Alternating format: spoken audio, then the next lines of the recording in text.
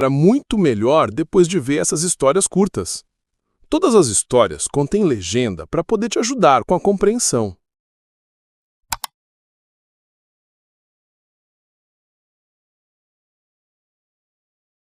It was a quiet Saturday morning, and the sun had just started to rise over the neighborhood.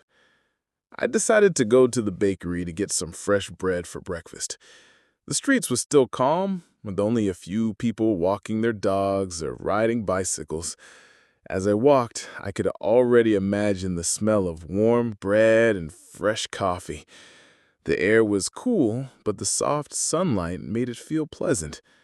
I passed by the small park on the corner where a few children were playing, even so early in the day. When I arrived at the bakery, the door was open, and the warm smell immediately wrapped around me. It was a mix of fresh bread, butter, and sweet pastries. There were a few customers inside, chatting quietly while waiting for their orders. The baker, wearing a white apron, smiled and said, "Good morning. What can I get for you today?" I looked at the display and everything seemed delicious. There were golden croissants, small pies with fruit, and of course, several kinds of bread. I asked for a loaf of whole wheat bread and 2 chocolate croissants. While I waited, I watched the baker take hot bread out of the oven, steam rising from each loaf. It felt like a simple but magical moment. After paying, I stepped outside with my small paper bag. The smell was even stronger now, and I couldn't resist breaking a piece of the bread to taste it. It was warm, soft, and full of flavor. Walking back home, I felt that this short trip had been more than just buying bread. It was a small reminder of how simple pleasures can brighten our day. Fresh bread, a sunny morning, and a peaceful walk. That was all I needed to start the day feeling happy.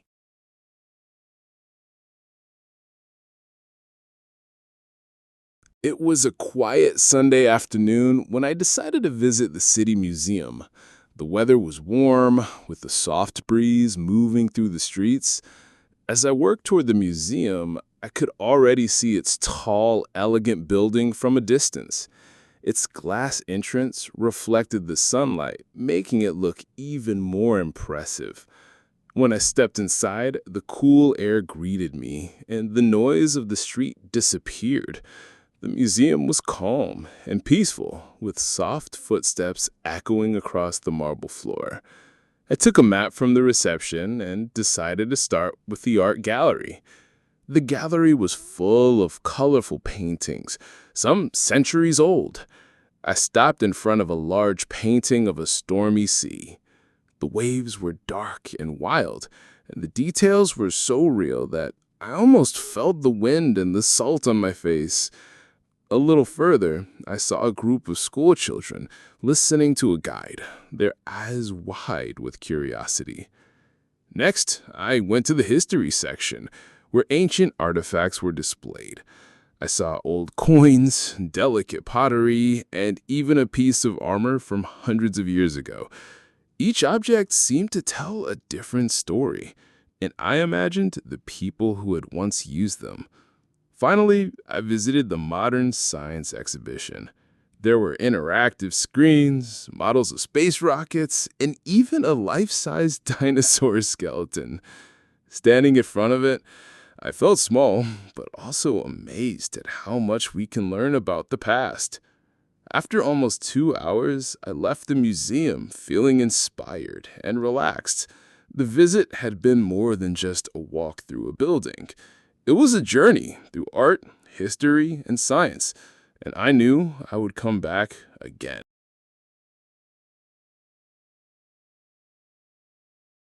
It was a bright Saturday afternoon when Lucas and Emma decided to visit the game cafe near their neighborhood. The cafe was small but full of energy, with colorful posters on the walls and the soft hum of computers filling the air. As soon as they entered, the friendly owner greeted them with a smile and pointed them toward 2 gaming computers side by side. Lucas, wearing his blue hoodie and sneakers, sat down and adjusted his headphones. Emma, in her red t-shirt and jeans, placed her backpack on the floor and logged in with quick fingers. The screens lit up with bright colors and exciting music. They decided to play a team game together, where they had to explore a fantasy world and fight against strange creatures. Lucas moved his character through a virtual forest, while Emma followed closely, ready to help in battles. Every now and then, they laughed out loud when something unexpected happened in the game. Sometimes Lucas would shout, "Watch out!" and Emma would respond, "I got it!" The sound of clicking keyboards and fast mouse movements filled their little corner of the cafe. Around them, other players were also focused on their screens, some talking quietly into microphones, others celebrating victories with a quick fist pump. The smell of fresh coffee and sweet pastries from the counter mixed with the warm air inside. After almost 2 hours, Lucas and Emma completed the final mission of their game, winning together. They leaned back in their chairs, smiling proudly at the screen.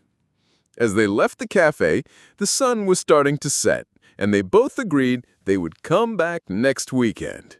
It hadn't just been about playing a game. It was about sharing a fun afternoon together.